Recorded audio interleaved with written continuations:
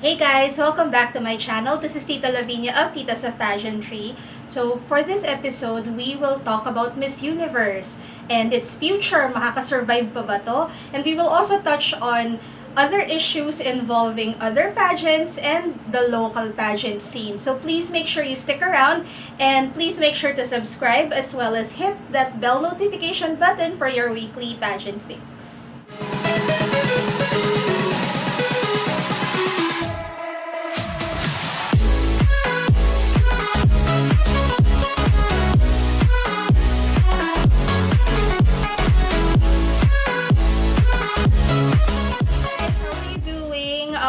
Hope na kinakaya nyo pa rin to dito sa Manila, at least hanggang May 15 na lang tong community quarantine natin, pero just in case ma-extend pa to, feeling ko kaya pa naman natin yan. Total, kinaya naman natin ng isang buwan. I-address ko lang din why I'm still doing this, only because hindi rin naman talaga natatapos ang beauty pageant news just because meron tayong COVID-19. So, minsan kasi merong nag-comment sa YouTube channel ko na nagsasabi, Tita Lavinia, this is irrelevant. Parang, oo naman, gets ko naman na sobrang ang irrelevant nito in the grand scheme of things. But I also figured out that beauty pageantry, the industry, and the organizations, mga entities naman din talaga to na their businesses. So, hindi rin talaga sila matatapos. Siguro setback lang itong nangyayaring ganito, but it doesn't mean na totally mawa-wipe out sila. So, the reason why I'm still doing this is because meron pa rin namang balita, meron pa rin namang updates to keep you in the loop, and also to give you an option or a choice, kasi hindi rin naman talaga pwede na saturated lang tayo sa news all the time. So, kung may market at meron manunood dito at interesado, sige, go pa rin naman ako. So, for this episode, I'll just keep you in the loop with what is happening right now. Alam ko medyo heated yung last episode ko on Zozibini, but yes, we will definitely talk about Miss Universe and if it can still go on given the current situation. But first of all, this is actually part of an introduction from the previous episode, pero na-realize ko parang mahaba yata na sinabi ko, so might as well make a separate episode about this. So uumpisahan ko na sa Miss Earth Philippines. Now, if you check on Miss Earth Philippines, nakikita mo naman sa social media platforms nila na very active sila. The girls, they continue to post environmental topics sa mga social media platforms nila. Yung iba nalilihis naman. But they're always keeping us in the loop kung ano yung mga ginagawa nila. So, suportado rin yan ng Miss Earth Philippines na page or na organization. So, maganda yung activity sa Facebook at saka sa Instagram nila. Kumpleto pa rin. So, sa ngayon, meron silang mga Earth Talk Forum with like on environmental issues and COVID issues, on how they can cope. And ang maganda dito, they also invite former winners of Miss Earth Philippines, tapos ginugroup together nila with the current contestants. So parang meron silang discussion. So ang ganda kasi medyo nai-involve sila. So dun pa lang medyo nakikita mo that they're trying to find ways to make do kung ano ba yung meron tayo ngayon na very virtual ang galawan natin.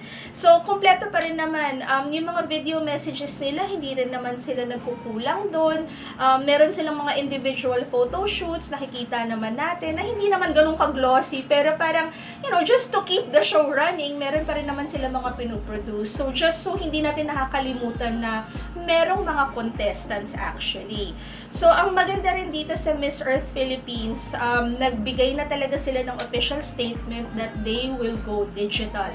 Meaning to say, yung presentation nila, it will be web-based.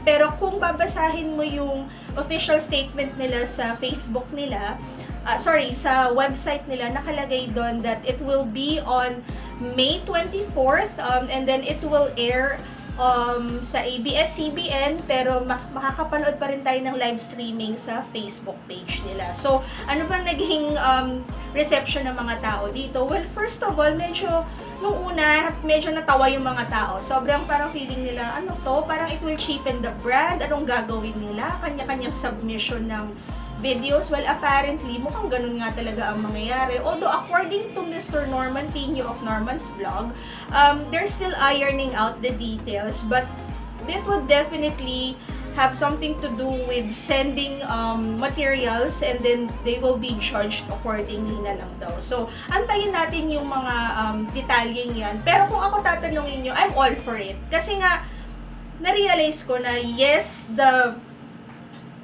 ang maganda sana na mangyari ngayon is to forgo the pageant altogether. Pero alam nyo naman, hindi rin naman kasi ganun kadaling sabihin yun eh. Kasi, syempre, like I mentioned earlier, business din yan. So, may mga tao rin dyan. And, meron talaga silang task na kailangan gawin as Miss Earth winners. So, ayan.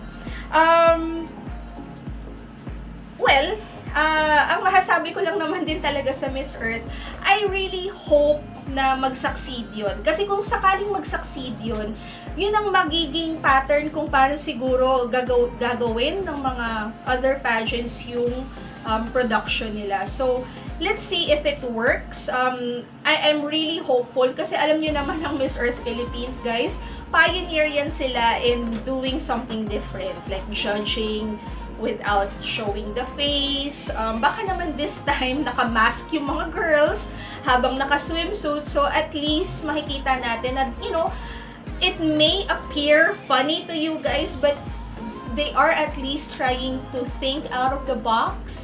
And they are at least trying something different, you know, as a workaround kung ano yung current situation natin. So, Miss International. Miss International naman, out of all the alpha pageants, ang Miss International lang ang nagbigay ng specific date kung kailan sila magpapapageant. For them, ang sabi nila, it will be on October 29 in Yokohama, but the alternate date, kung hindi pa okay ang lahat by October, is by December 2.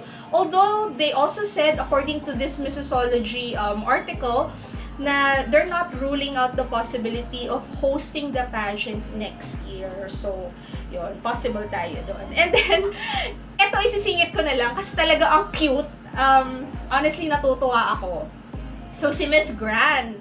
So, si Miss Grand, si Miss Venezuela, si Valentina Figuera, nakakatuwa kasi na-stuck siya sa Thailand. Pero pag makikita mo, parang di naman siya sobrang stuck na stuck. Parang enjoy naman siya sa buhay niya. In fact, medyo productive ang nangyari dito kay Valentina. Number 1, nag-put up siya ng YouTube channel niya. And then number 2, meron siyang baking business. So, nakita natin na pinost niya na meron na siyang brownies na sarili niyang brand. That it's gonna be available daw in Asia kasi for now, nasa Thailand lang yung brand. So, talagang very enterprising. So, siguro may basbas ni Uncle Nawat yan, being a businessman. Pero, ako natatawa na lang kasi, you know, there are some pageants na bibigyan mo na lang, of course, ng free pass. Kasi, hindi naman sa hindi mo seseryosohin. Pero, well, alangan naman makipaggera siya, no? Alangan naman na siya sa front line. So, gets ko naman. So, parang ako lang natutuwa lang ako sa winner na to kasi parang wala namang bad vibes sa kanya.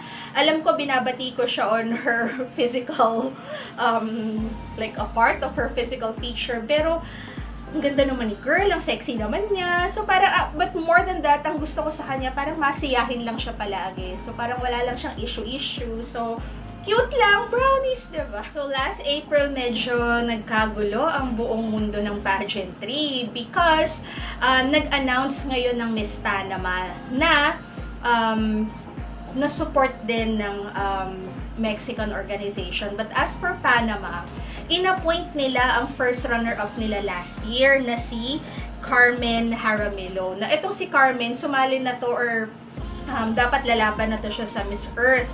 Tapos, sumali na rin siya ng Reina Hispano and then naging Miss United Continent. So, siya actually yung isa sa mga heavy favorites from last year, pero iba yung napili nila, si Mayor Elizer. Tapos, nung in-appoint ngayon siya, syempre tuwang-tuwa yung mga tao kasi talagang pang Miss Universe naman talaga yung galawan ni Carmen. But, at the same time, dun natin unang nabasa yung mga bagong ni-roll out ng Miss Universe. So, apparently, nagpadala daw ng letter ang Miss Universe organization sa mga national directors na nakastipulate doon na meron na silang go signal na mag-appoint ng first runner-up.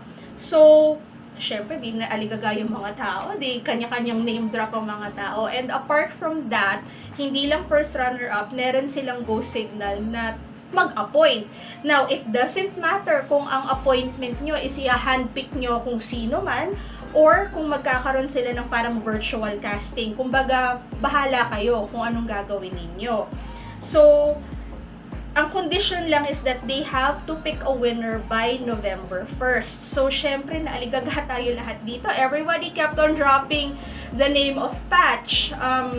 Kept on dropping Atisa Manalo. Kept on dropping like other girls that they feel are worthy to represent the Philippines. But guys, let me just remind you, ang Binibining Pilipinas at ang Miss Universe Philippines naghiwalay. So, it cannot be that simple. Hindi pwedeng mag-handpick ang mga taga Miss Universe Philippines ng former winners or runners-up sa Binibining Pilipinas kasi alam mo sabi mo, te, pahiram ng girl. Diba? Hindi pwede yun. So, medyo tricky dito sa part natin. Now, alam ko ang Binibining Pilipinas, hindi pa naman sila nagbibigay ng final word kung tuloy o hindi or mag-a-appoint na lang sila. Same with Miss Universe Philippines. Although, alam ko medyo marami mga girls na nasad kasi actually, dapat nung May 2 sana yung finals ng Miss Universe Philippines. So actually, at around this time, ang pinag-uusapan na dapat natin is review ng pageants eh. Pero alam naman natin na hindi natuloy. So, sa ngayon, ang Binibining Pilipinas, naka-schedule pa rin ng May 31st at ang Miss Universe Philippines naman naka-schedule pa rin ng June 14. So, titingnan natin how they will do it. Although, naririnig ko na rin sa mga contestants na medyo aligaga na rin sila na parang may mga nagsasabi na rin sa akin na tita, sana magsabi na sila kung tuloy o hindi or magsabi na sila kung mag-handpick sila o hindi kasi a lot of them got stuck in the province, but then some of the girls from the province also got stuck in Manila. So, parang di nila alam na, sana sinabi nyo na lang na nakauwi kami. So, hindi natin alam kung how that will work, pero siguro naman dahil sa Miss Universe Philippines sa June pa naman, mukhang push pa naman yan. So, ayan. So, now, pag-usapan na natin ang Miss Universe because medyo marami na rin kasing mga naglalabas ang mga balita na parang the mere fact na medyo ang quiet ng Miss Universe ngayon and ganyan yung mga activities na pinapagawa nila sa current winner nila must mean that something is really wrong. Must mean na medyo nagkakaubusan na tayo ng pera. Nung na-acquire ng WME, IMG ang Miss Universe noong 2015, very promising. Unang-una, nakaporsyento tayo ng winner agad-agad, si Pia Wurtzbach. And then, dinala nila sa Manila. To medyo nagkagulo lang yung arrangement pagdating sa Manila. Pero may funding dito sa Manila. Medyo chops lang yung production. Pero yung pre-pageant, ang bongga-bongga naman. Medyo nakaamoy tayo that something is really wrong by 2017 kasi talagang sobrang hindi mo maintindihan anong klaseng planning sa production ang ginawa nila noong 2017. Kasi talagang ang tsaka-tsaka yung merong tarpaulin sa mezzanine. Wala ka talagang mahugot na sustansya pagdating sa production at pre-production value. So medyo mga 2017 pa lang nakakaamoy na tayo ng mga balita na parang parang nawawala na ata ng pondo ang Miss Universe. So pagdating ng 2018, parang medyo bumalik sa normal kasi if I'm not mistaken, and I don't know if you will agree with me, so soak it in. So, kita natin si Kat kept coming back. Kita naman natin na parang ang lahat ng mga activities halos ni Kat nandito sa Pilipinas. So, parang medyo nakaamoy na tayo na, medyo nag-iipon ng pondo ba to? So, come 2019, and 2019 was really, really disappointing. Unang-una sa Atlanta siya, wala ka masyadong makita. Halos hindi lumabas yung mga girls. Hindi mo nga naramdaman kung anong meron sa Atlanta kung hindi nila sasabihin na, hey, sa Atlanta namin gagawin tong pageant na to. Hindi mo mararamdaman na sa Atlanta yung production, wala ka man lang anything cultural na ma-connect pagdating ngayon sa Atlanta. So parang doon pa lang marami na tayong mga napapansin-pansin kasi parang hindi sila consistent when it comes to production. And the mere fact that they chose a South African winner for an organization na bago pa lang, tapos pumili pa ng Pilipino for the second time dun sa kanilang very short ownership, parang feeling natin, ano to, naghahanap lang ba to ng mga tao na posibleng makakuha na mas maraming pera? But yeah, I suppose yun yung unang naisip ng mga tao. So this year, alam naman natin kung gaano ka-paralyzed ang buong mundo, and ang sinasabi nila na ang entertainment industry will be the last industry to recover. So kasama ang beauty pageant industry dito.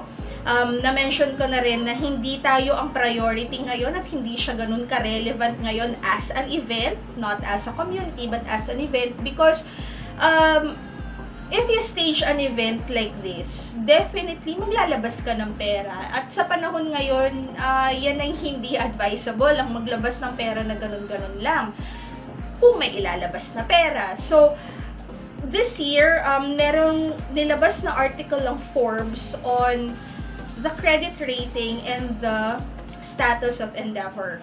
So Endeavor is the parent company of WME and IMG. Now this was also picked up by other bloggers katulad ng Sashes and Scripts. And then this was also picked up by I think some people from Facebook. But kung pagkakabit-kabitin mo at kung babasahin mo yung article ng Forbes, lumalabas doon na si Ari Emanuel, yung kanilang CEO, established the company in the year 2000. Para mapalakas niya yung portfolio ng company, he started acquiring businesses and then went on a shopping spree. Either mga paluging company, but basta yung mga acquisitions nila. So, under IMG, which is the modeling agency, which is the entertainment arm of WME, naka-acquire din sila actually ng UFCs, mga sporting event. But after nitong nangyaring COVID na to, of course, tigil. Kasi kung yan ang bread and butter nila, yung ticket sales, yung crowd, alam naman natin na crowds, definitely hindi natin pwede i-push yan sa mga panahong ganito. At bababa ang revenues ng mga yan. So, according to the article, ibinaba ang credit rating ng Endeavor. Meaning to say, kung sakaling hihiram sila ng pera, mas lalo silang mahihirapan.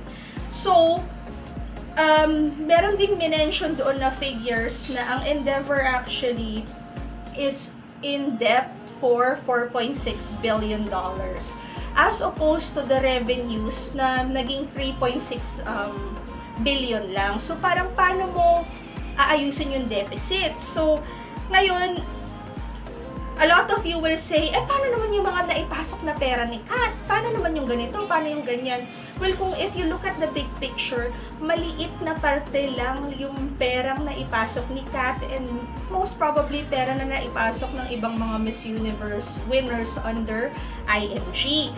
So, hindi mo pwedeng isalba ang buong kumpanya dahil lang sa mga pinasok na pera ni Kat. And kung ganun din lang naman ang nangyayari, kung ano yung pondong na ipasok ni Kat doon, I'm sure hindi lang para sa Miss Universe yan. I'm sure ginamit pa rin nila yung pondong yan para ma-bail out yung ibang sector, so yung ibang departments dito sa Endeavor. So, marami na tayong mga naririnig-rinig na balita na parang hindi na siguro to mag-go on because yung minsan may isang not so blind item.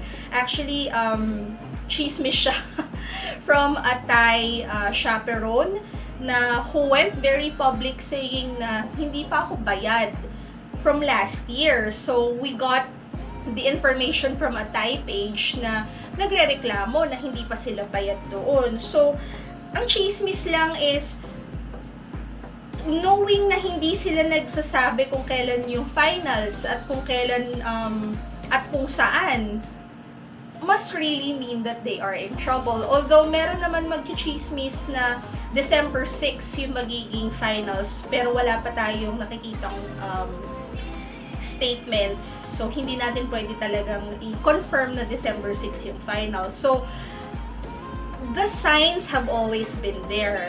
I'm not saying na totally mawawala ang Miss Universe. I'm just saying that ang daming indicators that they are really in trouble.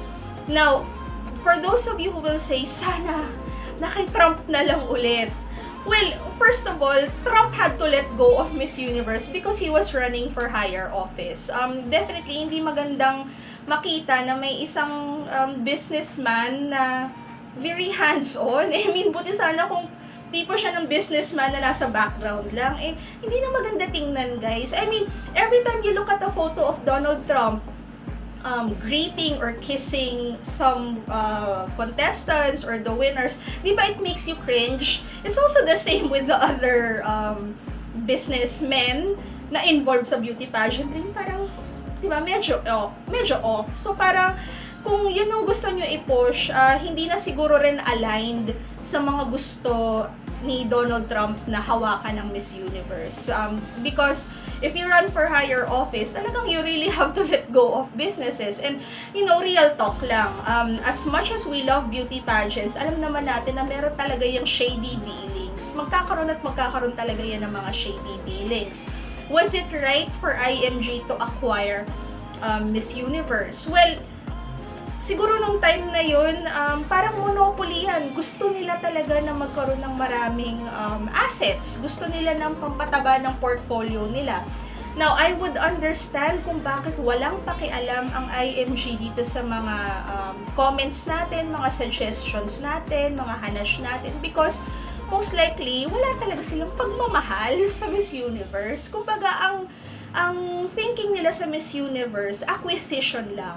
It's not something na talagang palalaguin nila. It's not something na hahawakan nila. It's parang something that they can dispose of kapag magkagipitan na. So, I would really understand kung bakit hindi sila ganun katutok when it comes to production, when it comes to the glam side of being Miss Universe. So, at that time, kapag kay Trump pa rin ang Miss Universe, lulubog at lulubog ang Miss Universe the same way na lumubog ang Victoria's Secret. Because under Trump's administration, he was very specific kung ano yung gusto niya sa mga winners niya. Meron talaga siyang template. And yung template na yun, hindi siya mag-work sa current time. Now, at the same time, siguro ang IMG, they also had high hopes when they acquired Miss Universe. Siguro gusto nilang mangyari, we're gonna change things, we're gonna shake up things, this is going to be more inclusive. That's why you have winners who are witty, who are brainy, like Pia and Kat and Zozibini.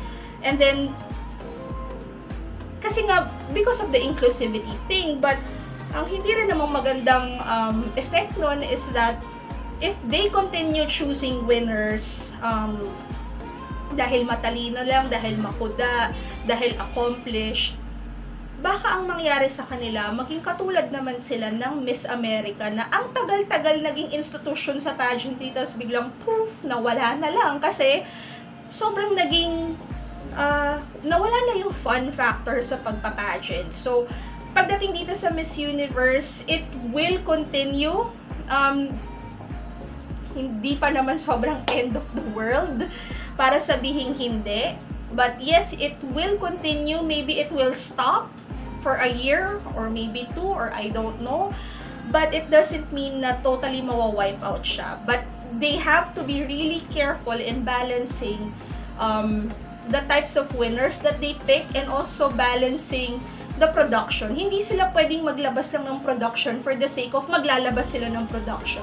It has to be something that is well thought of kasi kung ang gusto nilang ma-attract is yung mga tao, well, definitely, kailangan ibalik nila yung gloss factor. So, there you go, guys.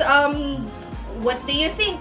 I gets ko kung ano yung mga gusto ninyo na push pa rin ng beauty pageants, but yes, please, if we're trying to be realistic about things, please let me know and comment down below.